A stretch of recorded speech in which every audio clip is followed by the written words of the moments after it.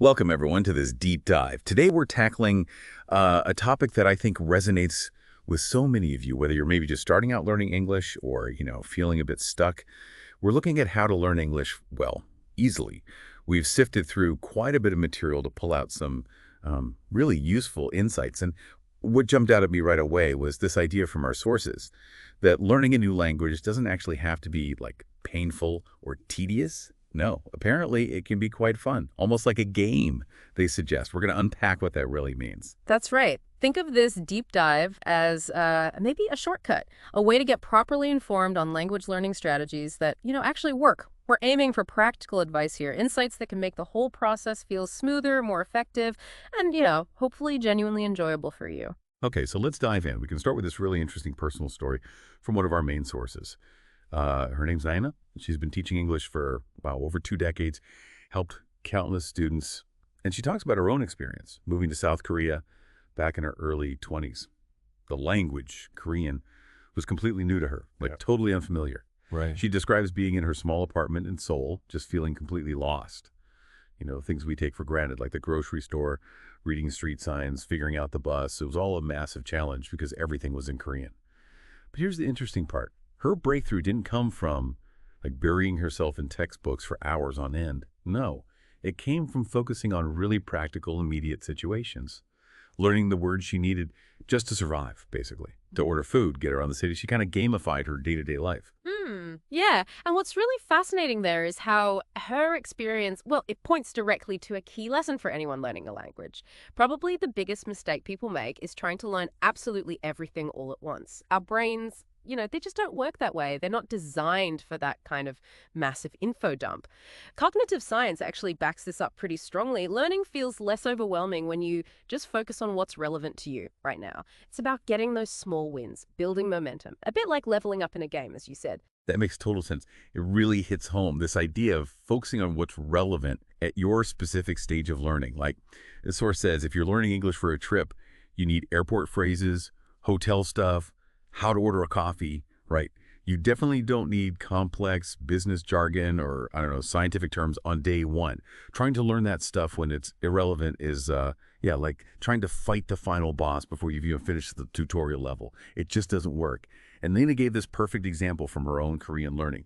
She didn't start by trying to master, all the complex verb tenses or memorizing long vocabulary lists. Nope. She started super basic, but super practical. How to introduce herself. It sounds simple, but it's foundational. It unlocks that first step of actually talking to people. Exactly. And that brings up a really practical point. How do you introduce yourself simply and effectively in English? The source gives a really clear, straightforward structure. Anyone can learn it quickly. You just start with a greeting, right? Hi, my name is, whatever your name is, simple. Then add a little bit about yourself. I'm from your country, or maybe I live in your city. After that, what you do. I'm a student, or I work in your job field. Keep it brief. And then crucially, end with a question to keep the conversation going, because it's not a monologue, right? Something like, what about you? Or where are you from? The power here isn't just the phrases themselves. It's that mastering these small interactions builds your confidence.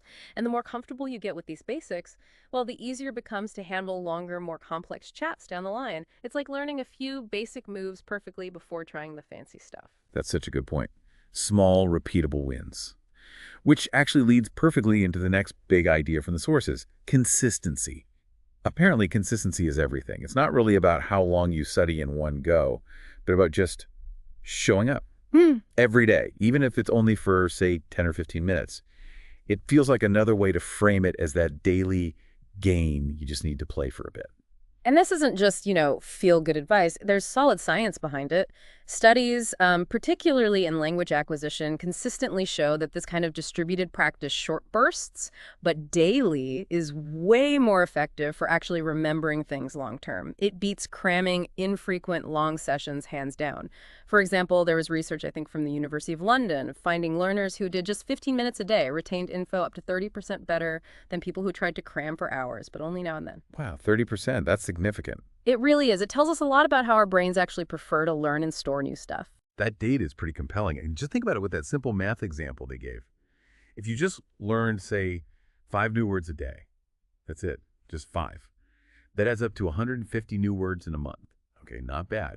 But over a year, That's 1,825 new words, almost 2,000. Imagine the confidence boost just from playing that little word game each day.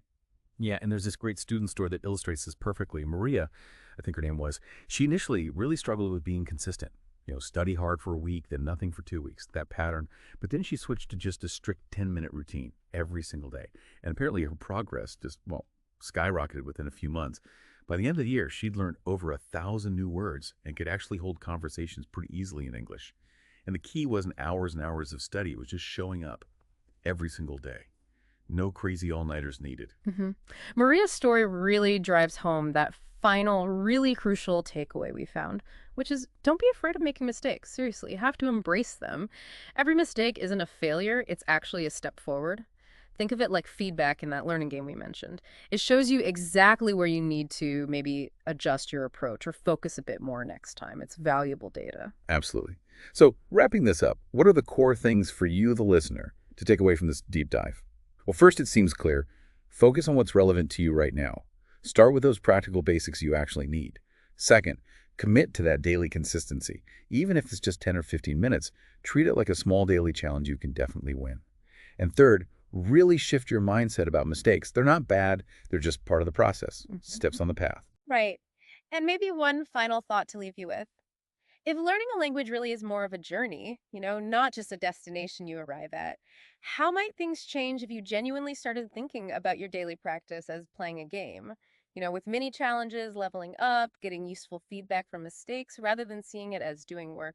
Could that fundamentally change not just how fast you progress, but how much you actually enjoy the whole thing? Something to think about.